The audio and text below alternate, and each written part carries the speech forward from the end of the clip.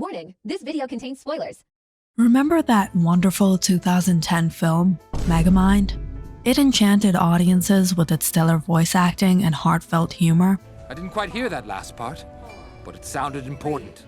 Who didn't enjoy watching that movie? So brace yourself, because after years of anticipation, we finally got a sequel of the underappreciated cinematic masterpiece, except it's mega bad. Don't get me wrong, it has all the same characters, and this thing, and nothing else that made any sense of its existence. It's a cinematic disappointment of epic proportions, handling the character's legacy as delicately as one handles toilet paper during a bout of food poisoning. Megamind vs. the Doom Syndicate and Megamind Rules mark the newest addition to the Megamind franchise, expanding upon the original movie and a short film released a year later. The sequel did horrible on Rotten Tomatoes. And the following series is just as bad, if not worse. Why? Well, Megamind is a little different in 2024. And by a little, I mean just a tiny smidge. Okay, that's enough of that. Hello, loyal viewers. Oh, who am I kidding? It's a lot. To comprehend the sequel's existence, we need to go back in time to remind ourselves Megamind's humble beginnings. The original Megamind movie excels in nearly every way. Despite being the oldest installment in the franchise, 2010's Megamind stands as the pinnacle of the series. With a stellar cast including Will Ferrell, Brad Pitt, and Jonah Hill, the film delivers performances of the highest caliber. Its storyline was genuinely innovative for its era, predating the trend of more realistic portrayals of superheroes seen in recent years. Notably, moments like Metro Man's decision to fake his own death highlight the film's nuanced approach to its characters and themes. Megamind himself shines as both a conceited villain and a courageous hero, showcasing remarkable character depth and development. The film's blend of inventive gadgets and clever humor further elevates its excellence. Its animation, ahead of its time, features breathtaking visuals such as Megamind's dramatic entrance to confront Titan. Despite perhaps lacking the mainstream appeal of other animated projects of its time, Megamind is a passion project that garnered appreciation from both critics and audiences alike. While it may be considered a cult classic, it undeniably remains the standout project within the entire Megamind franchise. While often overlooked within the Megamind franchise, Megamind: The Button of Doom from 2011 offers numerous merits that warrant viewing. Despite its brief 15-minute duration, the short effectively depicts Megamind's early transition from villain to hero, his utilization of an evil gadget inadvertently activating Megamind, highlights his ongoing journey towards heroism. Despite setbacks, his eventual triumph over his own creation demonstrates his potential for heroism alongside Minion. Although the short falls short of the depth found in the franchise's original film, it boasts stellar voice acting performances from Will Ferrell and David Cross, coupled with impressive animation.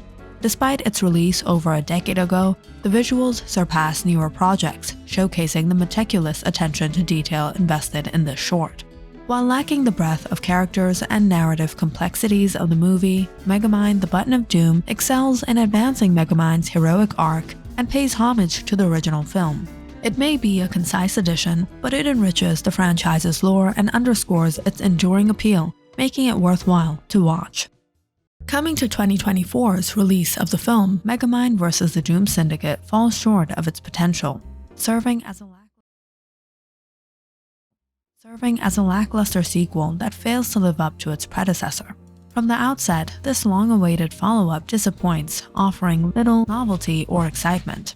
The decision to release a sequel directly to streaming proves detrimental, with a disjointed script that squanders numerous opportunities for humor and superhero antics. Unlike the original film, which cleverly mocked up comic book tropes with Will Ferrell's exuberant performance, Megamind 2 struggles to capture any essence from its predecessor.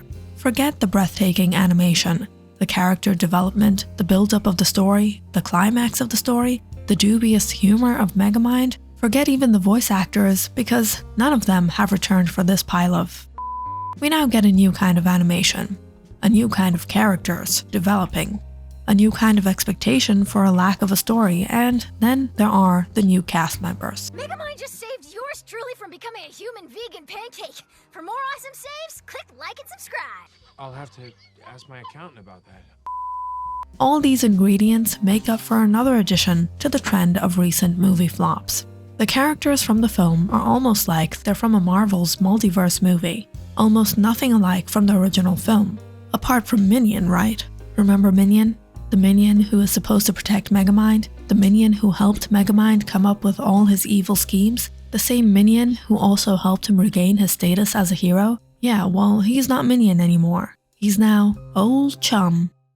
Quick correction there. Due to a cease and desist order from popular fast food chain Mr. Minion's Meatsicles, I can no longer call myself Minion. The dynamic between Megamind and Roxanne Ritchie also suffers, as if all that happened in the first movie was a bunch of nonsense.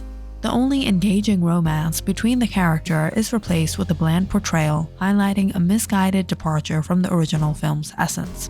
Then there's this thing. I'm Keiko Morita, president of your fan club. President of Megamind's #1 streaming online fan club, Megawatch, covering all things blue and super heroic in Metro City.